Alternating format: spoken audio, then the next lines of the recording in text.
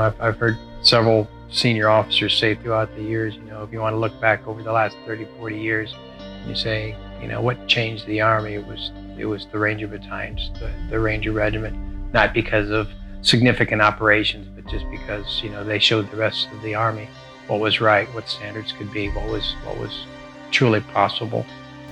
The World War II Ranger battalions were formed for one reason. They formed 1st Battalion because the United States Army, the U.S. military, had no combat experience.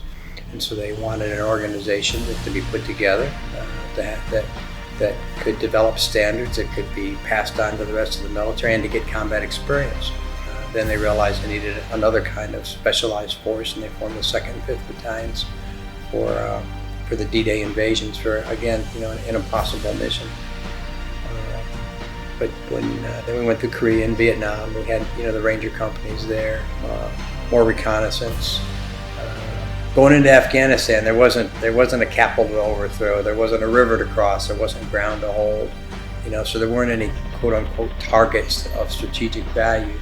But what we did is send a force in there that showed the Taliban that we could show up anytime with a large force and do anything we wanted to do.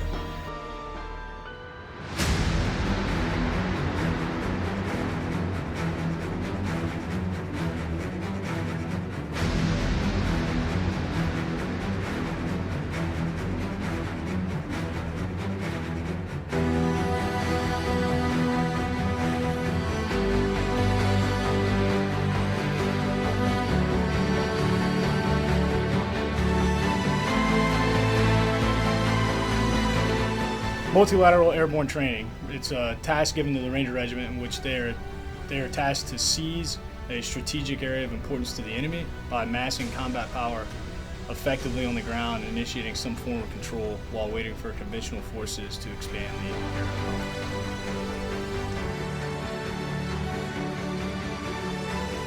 Which there's so many different things that you have to think of when you're going to open up an airport and sustain yourself. And so with the Ranger Regiment having 61 plus different MOSs and the ability to mass combat power, it is the only force that can really do that.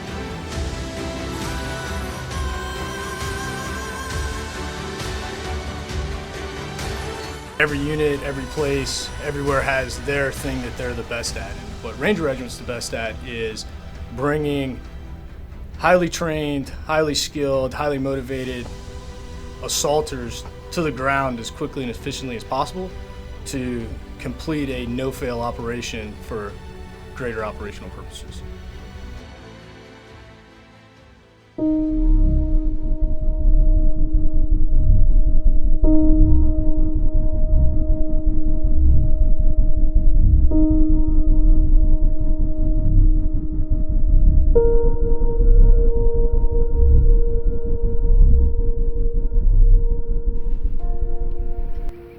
Our TFT here in the regiment's more than cookie cutter training because it's the most realistic training that you could possibly have.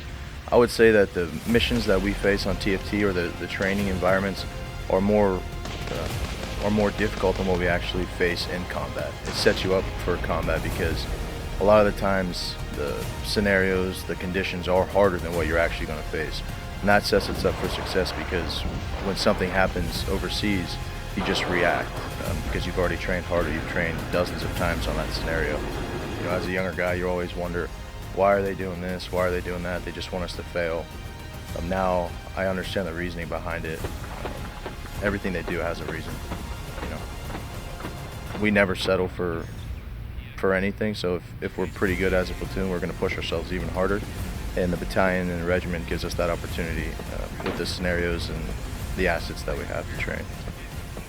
Like, just thinking to my mind, if this is how the training is every single time, how long you're going to be able to last here, because the training's pretty intense.